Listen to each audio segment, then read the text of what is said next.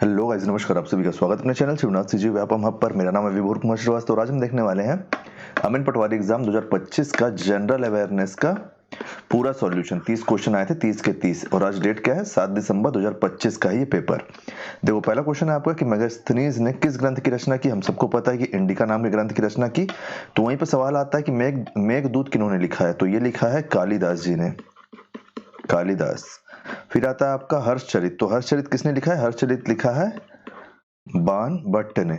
अब कई लोग इसको बाण भट्ट बोलते हैं, कई लोग बाण भट्ट बोलते हैं, तो आप उसको देख लेना। रास तरंग की आप क्या पढ़े हो?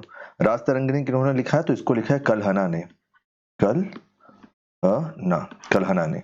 नेक्स्ट क्वेश्चन देखते हैं, क्वेश्चन नंबर 2 कि भारतीय नदियों को उनकी लंबाई के अनुसार बढ़ते क्रम में लिखो। तो देखो, इसमें सबसे छोटी नदी है Tapi.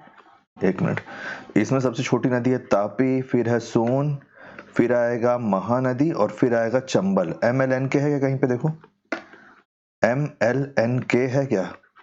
Option number MLNK, option number D आपका सही आंसर हो जाएगा। क्यों? क्योंकि जो आपका तापी नदी है ना, इसकी लंबाई है लगभग 724 के आसपास है। तो आप इसको 720 किलोमीटर मान लो, अप्रोक्स। सब अप्रोक्स में बता रहा हूँ, ठीक है। सोन नदी आपका 784 के पास आसपास है, तो 780 किलोमीटर मान लो आपका अप्रोक्स। Mahanadi 900 kilometre approx. और आपका जो चंबल नदी है, चंबल नदी 960 के साथ साथ 960 किलोमीटर, और कई जगह पे इसको 1000 किलोमीटर भी बोला, 1024 किलोमीटर के ऊपर ही बताया गया है। तो इसको आप 1000 किलोमीटर तक भी इसका रेंज ले सकते हो। तो ये वो करता, डिपेंड करता है ना। तो इसलिए ये MLNK बना है। MLNK, ऑप्शन नंबर डी आपका सही आंसर है। नेक्स्ट क्वेश्चन, क्वेश्चन नंबर 73 कि सुएज नहर का निर्माण पूरा कब हुआ है, पूछ रहा है आपसे। तो ये हुआ 1869, ऑप्शन नंबर ए सही आंसर। 74 यदि एक व्यक्ति छत्तीसगढ़ की सर्वोच्च उत्तरी अक्षांश रेखा से दक्षिण की ओर बढ़ना आरंभ करता है, तो उसे क्रमानुसार कौन से वन्य अभयारण्य मिलेंगे। तो देखो, ये मान लो ये है हमारा प्यारा छत्तीसगढ़। कहाँ से चालू कर रहा है भाई चलना? डायरेक्शन पता है ना आपको कि डायरेक्शन बताना पड़ेगा मेरे को? डायरेक्शन क्या होता है? देखो, पूरब, पश्चिम, उत्तर, और ये होता है दक्षिण, है ना। तो ये कहाँ से चलना चालू किया भाई? भाई चालू किया है उत्तर से चलना, मतलब इधर से चल रहा है और इधर दक्षिण की तरफ आ रहा है ना। तो कौन कौन सा उसको ये मिलेगा, क्या मिलेगा बोल रहे? अभ्यारण्य किस उसमें मिलेगा सीरीज में? देखो, सबसे पहले उसको मिलेगा तमोर पिंगला। तमोर पिंगला के बाद उसको मिलेगा, ये सॉरी, तमोर पिंगला है ना, तमोर पिंगला का हो गया एल मान लेते हैं। फिर उसके बाद उसको मिलेगा अचानक मार, ठीक है, तो ये हो गया LJ। फिर उसको मिलेगा यहाँ पे सीता नदी, ये हो जाएगा MLJM। सीता नदी मिलेगा। सीता नदी का कौन सा वाला मिलेगा? आपका धमतरी वाला सीता नदी मिलेगा। फिर उसको मिलेगा कहीं नीचे आके, क्या मिलेगा? पामेड़, पामेड़ मिलेगा। तो पामेड़ किस में है? के में। तो LJMK कहाँ पे है? ऑप्शन नंबर बी आपका सही आंसर हो जाएगा। नेक्स्ट क्वेश्चन, क्वेश्चन नंबर 75 कि 2007 का पुरुष एशिया कप हॉकी का खिताब चेन्नई में भारत ने किस टीम को हराकर जीता था? साउथ कोरिया को, दक्षिण कोरिया। नेक्स्ट क्वेश्चन, तो ऑप्शन नंबर बी है ना इसका सही आंसर। 76 नंबर क्वेश्चन, भारत के संविधान का भाग 4 का निम्नलिखित में से किस विषय से संबंधित है? फंडामेंटल ड्यूटीज से है। ऑप्शन नंबर बी, मूल कर्तव्य। नेक्स्ट क्वेश्चन, क्वेश्चन नंबर 77 ये आपका निम्नलिखित को सुम्मिलित कीजिए। 1857 क्रांति का नेतृत्व कौन किन स्थानों से कर रहा था? ठीक है, देख लेते हैं। झांसी, तो झांसी में तो सबसे पहले आप लगा दो रानी लक्ष्मीबाई। तो यहां से चालू करो, देखो, तो ये रानी लक्ष्मीबाई का हो जाएगा 1। तो सी में 1 कहाँ पे? देखो, ऑप्शन नंबर बी और डी में है। और कौन सा आप एकदम देखो, जैसे झटके में लगता है ना कि हाँ ये सही है बोल के। कानपुर में कौन थे? तो कानपुर में थे नाना साहब। लखनऊ में कौन थे? लखनऊ में थे बेगम हजरत महल। फिर झांसी में तो रानी लक्ष्मीबाई, हम सबको पता है। सेकंड दिल्ली में कौन था? तो बहादुर शाह जफर। तो ये हो जाएगा 2। तो देखो, 3 4 1 2 किस में है? 3 4 1 2, 3 4 1 2, ऑप्शन नंबर डी आपका सही आंसर हो जाएगा। नेक्स्ट क्वेश्चन, क्वेश्चन नंबर 78 कि जो आपका ओजोन जो खराब होता है, फटता है, क्षय होता है, उसका सही क्रम बताना है हमको, ठीक है, कि पहले क्या होता है फिर क्या होता है।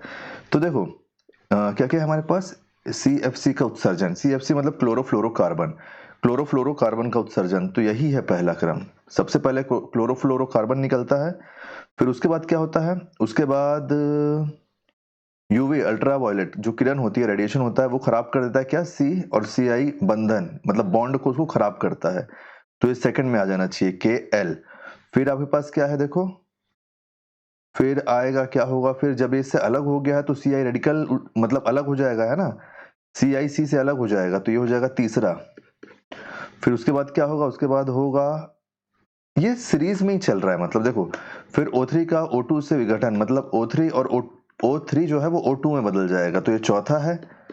और उसके बाद पृथ्वी पर अल्ट्रावायलेट और बी जो रेडिएशन है वो बढ़ जाएगा, तो 1 2 3 4 5 इसी सीरीज में आ जाएगा। तो कहाँ पे बताओ, KLMNO ऑप्शन नंबर डी आपका सही आंसर हो जाएगा। अगर आप यहाँ पे ये सोच रहे हो ना कि O3 क्या होता है, तो O3 आपका ओजोन होता है, ओजोन। और जो O2 है, O2 तो आपको पता है कि O2 ऑक्सीजन होता है, O2 क्या होता है, oxygen. Next question, question number 70, हाँ ठीक तो है। क्वेश्चन नंबर 79, भारत में नियोजन के प्रमुख उद्देश्य क्या है, मतलब जो प्लानिंग है उसका प्रमुख उद्देश्य क्या है, बताओ मेरे को। राष्ट्रीय आय में वृद्धि है, सही बात है। फिर क्या है, पूंजीवाद को बढ़ावा देना, तो नहीं, ये इसका नहीं है, भले उसके परिणाम स्वरूप पूंजीवाद को बढ़ावा मिले वो बात अलग है, उद्देश्य नहीं है लेकिन वो। फिर संसाधन का सही वितरण, ये सही है। फिर उसके बाद निर्धनता के चक्र को सीमित करना, गरीबी खत्म करना, तो ये भी सही है। तो JLM ऑप्शन नंबर डी आपका सही आंसर हो जाएगा, ऑप्शन नंबर डी। कभी आप एक चीज नोटिस करना, पूंजीवाद के सबसे अगेंस्ट में लेफ्ट रहती है ना, लेफ्ट पार्टी। तो जो अभी दिल्ली में अभी आप शायद ये हिडमे वाला केस भी देखे होंगे, अगर आप उसमें एक एक लेफ्ट पार्टी के वर्कर का अगर आप कपड़ा देख लोगे ना, तो वो 5-6 हजार से ऊपर का टी शर्ट है जो लोग पहने, लड़का लड़की लोग, है ना। तो इन लोग पूंजीवाद के विरोध में भी हैं, लेकिन सबसे ज्यादा पूंजीपति वाला काम इन्हीं लोग का है। तो ये यहाँ पे मतलब अपनी बात और कार्य में अंतर पड़ जाता है ना, कथनी करनी में अंतर पड़ जाता है। Question number D, question number 80, देखो ट्रॉपिकल ग्रासलैंड, इसमें से ट्रॉपिकल ग्रासलैंड कौन कौन सा है, तो इसमें से देखो कैंपोस जो है वो ट्रॉपिकल ग्रासलैंड है, और है आपका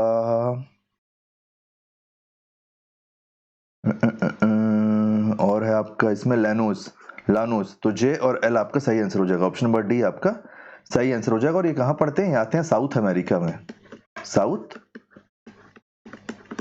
अमेरिका में आएगा, ठीक है, कैंपोस और आपका लानोस। नेक्स्ट क्वेश्चन अपन देखते हैं, ये दोनों घास के मैदान है, ठीक है। नेक्स्ट क्वेश्चन देखते हैं, नेक्स्ट क्वेश्चन है आपका 81, निम्नलिखित में से कौन सा रासायनिक परिवर्तन है, अच्छा इनमें से कौन सा केमिकल चेंज है हमसे पूछ रहा है। तो देखो, जो बर्फ का पिघलना, पानी में चीनी का घुलना और पानी का उबलना, ये सब केमिकल नहीं है, ये सब क्या है, फिजिकल चेंज है। फिजिकल चेंज है कैसे, क्योंकि देखो बर्फ है, बर्फ पानी ही है और वो पानी में बदल गई, है ना। ये ठोस है, ये पानी में बदल गई, अब आप इसको फिर से ठोस कर सकते हो। वहीं पे देखो, पानी में जो चीनी का घुलना है, चीनी पानी में घुल गई, लेकिन अगर आप पानी को वेपोराइज कर दोगे, मतलब आप अगर उसको भाप बना दोगे, तो आपके पास चीनी आपको वापस मिल जाएगी, है ना। तो ये भी फिजिकल चेंज हुआ। फिर पानी का उबलना, पानी उबलेगा तो क्या बनेगा, वाटर वेपर, और वही वाटर वेपर वापस पानी बन सकता है, तो ये सब क्या है, फिजिकल चेंज है। वहीं पे जो कागज का जलना होता है, कागज का जलना केमिकल चेंज है, क्यों, क्योंकि जब कागज जला तो या तो वो राख बनेगा, राख ही तो बनेगा ना, तो फिर आप उससे वापस कागज नहीं बना पाओगे। तो यहाँ पे आपका रासायनिक चेंज होगा, केवल फिजिकल चेंज नहीं है ये। तो ऑप्शन नंबर सी आपका सही आंसर हो जाएगा। नेक्स्ट क्वेश्चन देखते हैं, क्वेश्चन नंबर 82, निम्नलिखित में से कौन सा कारण नहीं है जिसके आधार पर सूचना का अधिकार अधिनियम 2005 के अंतर्गत आवेदन को अस्वीकार किया जा सकता है। देखो, सूचना का अधिकार अधिनियम, आरटीआई जिसको अपन बोलते हैं, आरटीआई जो होता है, राइट टू इन्फॉर्मेशन एक्ट 2005 के अनुसार अब इन 4 कारणों में से कौन से कारण से आरटीआई रिजेक्ट नहीं हो सकता, ठीक है। तो देखो, अपूर्ण आवेदन, तो अपूर्ण आवेदन होगा तो रिजेक्ट हो जाएगा ना। Request for third party information, मतलब जैसे मैं किसी की पर्सनल इन्फॉर्मेशन निकलवाना चाह रहा हूं तो उसके लिए रिजेक्ट हो सकता है। फिर थ्रेट टू नेशनल सिक्योरिटी, इसके लिए भी रिजेक्ट हो सकता है, क्यों, क्योंकि अगर आप मान लो कोई एकदम गोपनीय बात पूछोगे तो थोड़ा गवर्नमेंट बताएगी। और डी क्या है, सरकार की वित्तीय बाधा, तो ऑप्शन नंबर डी आपका सही आंसर हो जाएगा कि ये कोई कारण नहीं है कि आप आरटीआई को रिजेक्ट कर दोगे, तो ऑप्शन नंबर डी आपका सही आंसर हो जाएगा। क्वेश्चन नंबर 83, भारत के संविधान के अनुसार निम्नलिखित में से कौन सा कथन सही है, इसमें से कौन सा सही है पूछ रहे हैं हमसे, ठीक है। पंचायतों में महिलाओं के लिए स्थान में आरक्षण के लिए प्रावधान है। ये सारे क्वेश्चन जो पंचायती राज के हैं ना, अपन इसको एमसीक्यू के माध्यम से पहले कवर कर चुके हैं, उसका प्लेलिस्ट चैनल पे है, आप उसको देख सकते हो। तो ये सही है, ठीक है। फिर क्या है, राज्य के विधानसभा और विधान परिषदों में महिलाओं के लिए स्थान के लिए आरक्षण प्रावधान, नहीं ये नहीं है, ये गलत है। फिर संविधान का 106 संशोधन लोकसभा एवं राज्यसभा में महिलाओं के लिए स्थानों को आरक्षण देने के संबंध में है, ये भी गलत है। फिर क्या है कि अनुच्छेद 332A विधानसभाओं में महिलाओं के स्थान के आरक्षण के संबंध में जानकारी है, तो है 332A में जानकारी है महिलाओं के आरक्षण के लिए, तो ये सही हो जाएगा। तो इसमें सही क्या क्या हुआ आपके पास, जे और एम आपका सही हुआ। जे एम कहाँ पे है, ऑप्शन नंबर बी आपका सही हो जाएगा। अब अपन देखेंगे next question, option number B. Next question कौन सा होगा, क्वेश्चन नंबर 84। निम्न में से कौन से सहभोजिता क्या लिखा है, कमेंसलिज्म के उदाहरण है। कमेंसलिज्म क्या होता है, देखो जब दो चीज मतलब कोई एक चीज है उससे दूसरे को वो नहीं हो रहा है, क्या नहीं हो रहा है, परेशानी, और जो पहली चीज है वो ग्रो भी हो रही है, उसका उसमें ग्रोथ भी हो रहा है, राइज हो रहा है, लेकिन उसके राइज से सेकंड चीज को परेशानी नहीं हो रही है, उसी को अपन कमेंसलिज्म बोलते हैं। कई बार आदमी क्या है, फंस जाता है। तो देखो अब क्या है, पहला आम के पेड़ पर उगने वाले ऑर्चिड, तो नहीं, देखो आम के पेड़ में जो उगने वाला ऑर्चिड है ना, वो धूप के लिए पोषण के लिए उग सकता है, उससे आम के पेड़ को कोई दिक्कत नहीं होगा। वेल पर चिपके बर्निकल्स, तो नहीं, वो उसके लिए जरूरी है, उसकी साफ सफाई के लिए और उसके घाव के लिए। फिर चरती हुई गांव के साथ बगुले, ये भी, इससे भी कोई दिक्कत नहीं है। मानव के लाल रक्त कोशिकाओं में प्लाज्मोडियम, देखो प्लाज्मोडियम जो होता है ना, ये जो प्लाज्मोडियम होता है ये क्या है बताऊं, मलेरिया का पैरासाइट है, मलेरिया का पैरासाइट है। तो अगर मलेरिया का पैरासाइट बढ़ेगा तो ये मानव रक्त में, तो मानव का तो जीवन खतरे में आ जाएगा ना, तो मतलब ये दोनों एक साथ एग्जिस्ट नहीं कर सकते। तो ये जो एम है, ये एम तो वो है, क्या है कि ये इसका कम्युनलिज्म का उदाहरण है, ठीक है। सॉरी, कम्युनलिज्म का उदाहरण नहीं है, ये इसका अपोजिट है। कम्युनलिज्म का उदाहरण क्या है कि दो मतलब एक चीज दूसरे के साथ विकास कर रही है और उससे पहले चीज को परेशानी नहीं हो रही है, लेकिन यहाँ पे परेशानी होगी ना, अगर पैरासाइट बढ़ेगा तो इंसान के जान पे भी खतरा बन सकता है, मानव का। तो जे के एल ये तीनों आपका सही है उदाहरण किसका, कमेंसलिज्म का, कमेंसलिज्म सहभोजिता। तो किसमें देखो जे के एल, ऑप्शन नंबर ए आपका सही आंसर हो जाएगा क्वेश्चन नंबर 84 का। नेक्स्ट क्वेश्चन अपन देखते हैं, क्वेश्चन नंबर 85।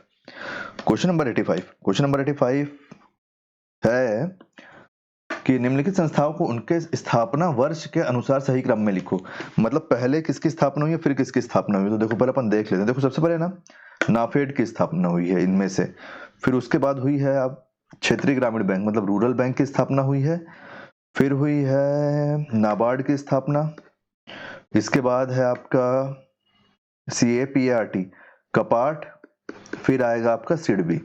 अब अगर आप इनका वर्ष भी देखना चाहो ना, तो देखो नाफेड का जो स्थापना है ना वो हुआ है 1958 के आसपास, फिर आपका जो क्षेत्रीय ग्रामीण बैंक है रूरल बैंक वो 1975 के आसपास है, फिर आपका नाबार्ड है 1982 में, और फिर उसके बाद है CAPART कपाट, ये है आपका 1986 में, फिर है सिडबी, तो सिडबी का कब है, सिडबी का 1990। तो इस प्रकार से आप लिखोगे तो इसमें आपका सही आंसर कौन सा बन रहा है,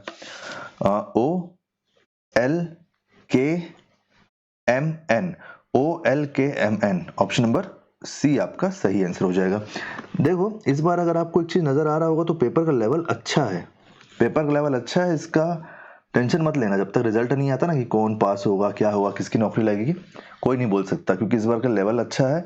और ये जो क्वेश्चन बने हैं ना इसमें फंसेंगे लोग बाग कि इसमें क्या होगा क्या नहीं होगा, है ना। तो चलिए नेक्स्ट क्वेश्चन देखते हैं। क्वेश्चन नंबर हमारा क्या है 86, क्वेश्चन नंबर 86 सही लगाया हूँ ना 80 कुछ में, OLKMN, ठीक है। क्वेश्चन नंबर 86 इसमें एक कथन है और एक निष्कर्ष है, कारण है।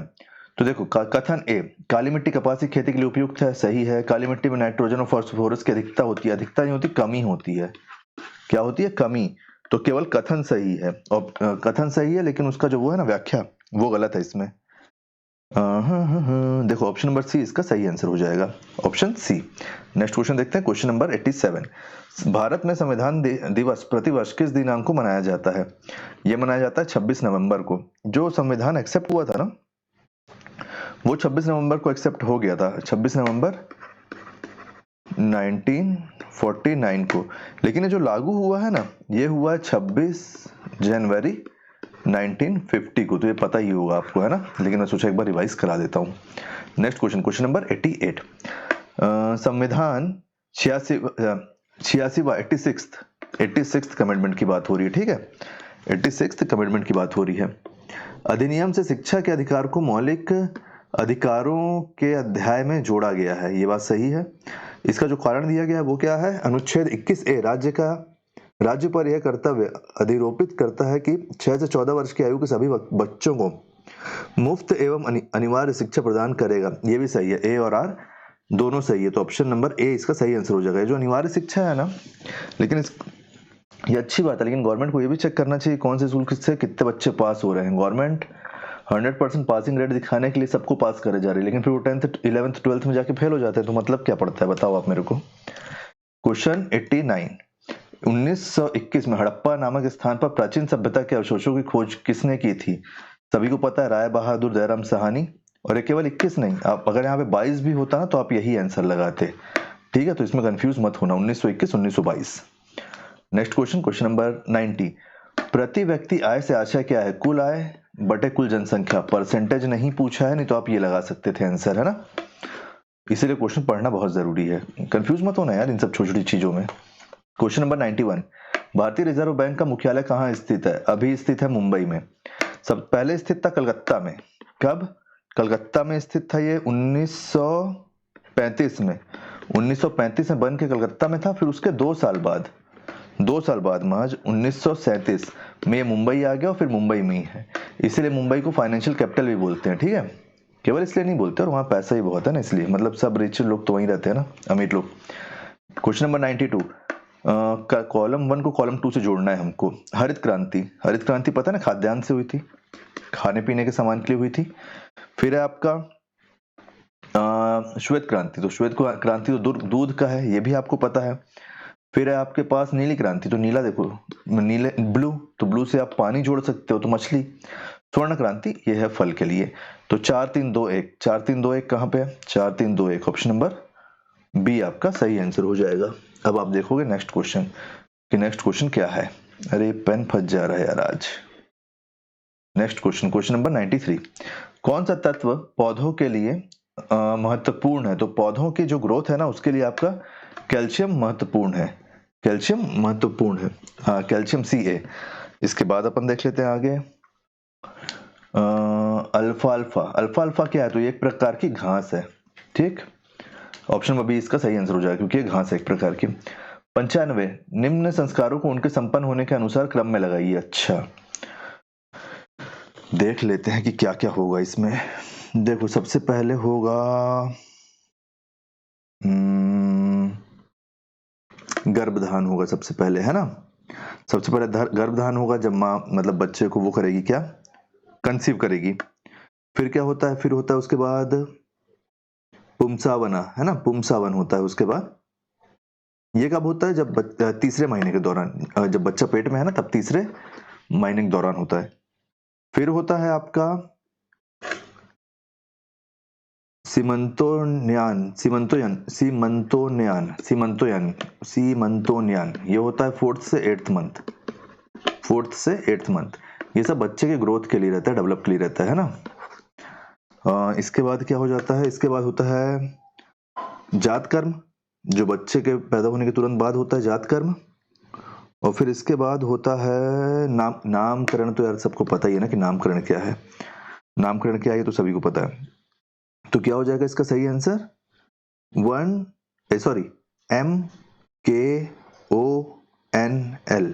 MKONL, ऑप्शन नंबर ए सही आंसर हो जाएगा। इतना हम लोग क्या है, अपन लोग सब रोजमर्रा की भाषा में बात करते हैं ना, तो इसीलिए अपन को इसका संस्कृत नाम नहीं पता कि कौन सा संस्कार कैसा है। जैसे अभी अगर इसमें उपनयन संस्कार वगैरह भी जोड़ता तो फिर सब फंस जाते हैं ना, तो इसलिए ये सब भी पढ़ना जरूरी है, क्वेश्चन पेपर में आ रहा है। इसलिए अपन को इसको क्या बोलते हैं वो भी करने में, मतलब प्रोनाउंस करने में भी दिक्कत होता है। चलिए नेक्स्ट क्वेश्चन देखते हैं, क्वेश्चन नंबर 96। स्टेटमेंट क्या है? यूट्रिफिकेशन झीलों और तालाबों में पानी की गुणवत्ता की गिरावट का कारण बनती है। बात सही है। यूट्रिफिकेशन जल निकायों में पोषक तत्वों के संवर्धन की प्रक्रिया है जिससे शैवाल की अत्यधिक वृद्धि होती है। शैवाल मतलब एल्गी होता है ना, यहाँ पे लिखा हुआ है, देखो शैवाल मतलब एल्गी होता है। तो इसका सही आंसर क्या हो जाएगा? देखो इसमें ना ए और आर दोनों सही है, ए और आर दोनों सही है, ऑप्शन नंबर ए इसका सही आंसर हो जाएगा। आप एक चीज याद रखना, देखो जो एल्गी है ना वो हर चीज एक लिमिट में सही होती चीजों के लिए, उसी का एक उदाहरण है ये क्वेश्चन। Question number 97। इसमें 2 कॉलम दिए हुए हैं, इसमें दोनों कॉलम को जोड़ना है। अब अगर आप इसमें देखोगे तो महानदी पैरी सोंढूर अपन बोलते हैं, अपन इसको उल्टे तरीके से लेते हैं, ठीक है। तो देखो पैरी है ना जो, वो महानदी की सहायक नदी है, शिवनाथ भी इसकी सहायक नदी है महानदी की, लेकिन ये इसके साथ क्वेश्चन में ही है। फिर अगर आप देखोगे तो खारून शिवनाथ नदी की सहायक नदी है, यमुना जी जो है वो गंगा जी के लिए मान लो, और इंद्रावती जो है वो गोदावरी की सहायक नदी है। तो आंसर क्या हो जाएगा? महानदी में आ जाएगा 2, गोदावरी में यहाँ पे आ जाएगा 4, यहाँ पे आ जाएगा 1, शिवनाथ में आ जाएगा 3। तो 2413 कहाँ पे है? 2413 ऑप्शन नंबर ए आपका सही आंसर हो जाएगा, ठीक है, ऑप्शन नंबर ए। चलिए नेक्स्ट क्वेश्चन देखते हैं, क्वेश्चन नंबर 98। सही है ना यार? 2413। Question number 98। छत्तीसगढ़ में निम्नलिखित की स्थापना प्रकाशन की शुरुआत को कालानुक्रम में व्यवस्थित कीजिए। मतलब क्या पहले हुआ है क्या बाद में हुआ, उसके बाद देख लेते हैं अपन। देखो क्या क्या दिया, छत्तीसगढ़ मित्र, एसीसी सीमेंट, जामुल, इंदिरा कला संगीत विश्वविद्यालय कवर्धा, ये क्या है, महंत घासीदास स्मारक संग्रहालय, फिर दूरदर्शन केंद्र रायपुर। देखो सबसे पहले इसमें क्या हुआ है मालूम? महंत घासीदास स्मारक बना है। फिर हुआ है आपका छत्तीसगढ़ मित्र का संपादन चालू हुआ है। फिर इंदिरा कला संगीत विश्वविद्यालय बना है। ये इंदिरा क्या है ना, पहले सब लोग कंफ्यूज होते थे कहीं इंदिरा गांधी तो नहीं, क्योंकि मोस्टली चीज ऐसी नाम पे है ना, राजीव गांधी, इंदिरा गांधी, इसलिए बाद में समझ में आया कि नहीं इंदिरा अलग है। फिर क्या है, फिर इसके बाद एसीसी जामुल बना प्लांट, लास्ट में दूरदर्शन रायपुर। इनका वो भी लोगे क्या क्या बोलते हैं, साल भी जानना चाहोगे? तो देखो 1875 के आसपास बना है ये संग्रहालय। फिर इसके बाद 1900 में छत्तीसगढ़ मित्र, ये सबको ही याद होगा मेरे को ऐसा लगता है। फिर इसके बाद है 1956 में इंदिरा कला, 1956 में।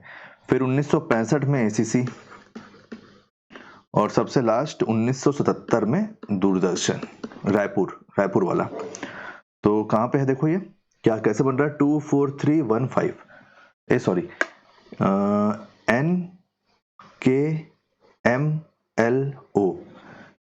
NKMLO, option number C, NKMLO option number C आपका सही आंसर हो जाएगा। नेक्स्ट क्वेश्चन अपन देखते हैं, क्वेश्चन नंबर 99। निम्नलिखित में से कौन सी समिति भारत में पंचायती राज संस्थाओं के विकेंद्रीकरण से संबंधित नहीं है? मतलब कुल मिला के कि पंचायती राज से संबंधित कौन सी नहीं है इसमें। तो देखो पहली ही जो है ना, ये आपका जो है अभिजीत सेन, ये गरीबी उन्मूलन या फिर पोवर्टी के लिए थी, कि पोवर्टी और गरीबी के लिए थी ये, कि इसकी जानकारी के लिए थी। कौन सी? अभिजीत सेन समिति, यहाँ लिख देता हूं, ये पोवर्टी से रिलेटेड थी। चलिए नेक्स्ट क्वेश्चन देखते हैं। बाकी ML संघवी कमेटी और बलवंत राय मेहता कमेटी और अशोक मेहता कमेटी आपका पंचायती राज से जुड़ी हुई थी। Question number 100। भारतीय इतिहास के निम्न घटनाओं की तिथि को क्रमानुसार लगाइए। मतलब पहले क्या हुआ उसके बाद क्या हुआ है। तो इसमें क्या हो जाएगा, सबसे पहले हुआ है इसमें भारतीय राष्ट्रीय कांग्रेस की स्थापना हुई है। इन सब में कब हुई है? 1885 में, 1885 में। फिर क्या हुआ है? फिर हुआ है बंगाल का विभाजन, जो कि बहुत बड़ी गलती है, 1905 में। फिर हुआ है कांग्रेस का सूरत अधिवेशन, ये कब हुआ है? ये हुआ 1907 में। फिर इसके बाद है कांग्रेस का लखनऊ अधिवेशन, और कांग्रेस का लखनऊ अधिवेशन कब हुआ है? 1916 में। 1916 में। फिर आया है आपका, फिर भगत सिंह जी की फांसी, ये कब हुई है? 1931 में। तो यहाँ पे क्या हो जाएगा? यहाँ पे हो जाएगा MONKL, MONKL, option number C आपका सही आंसर हो जाएगा। तो उम्मीद करता हूँ कि सारे क्वेश्चन आपको समझ में आ गए होंगे। इससे पहले हम कंप्यूटर का ना वीडियो ला चुके हैं, तो आप कंप्यूटर का वीडियो को भी जरूर चेक कर लीजिएगा कि कंप्यूटर के कौन से आंसर आपके सही है, कौन से आंसर गलत है, और आपके इसमें से कितने सही हुए हैं, कितने गलत हुए हैं, ये जरूर बताइए, ताकि बाकी लोग भी बताएं और आप सब एक नंबर कैलकुलेट कर सके। और बिल्कुल टेंशन मत लेना किसका हो रहा है किसका नहीं हो रहा है, जब तक रिजल्ट नहीं आ जाता नहीं पता चलेगा, क्योंकि क्वेश्चन के लेवल बहुत अच्छे आए हैं। तो उम्मीद करता हूँ सारे क्वेश्चन आपको समझ में आ गए होंगे। कहीं भी कोई डाउट होगा तो पूछ लेना, कोई सजेशन होगा तो वो जरूर देना। वीडियो आपको कैसे लगा उसका फीडबैक जरूर देना। वीडियो अगर पसंद आया तो वीडियो को लाइक कीजिए, वीडियो को शेयर कीजिए। आने वाले वीडियो के लिए चैनल बनिए, चैनल को सब्सक्राइब कीजिए। मैथ, रीजनिंग, इंग्लिश, हिंदी अभी आने वाला है। Thank you.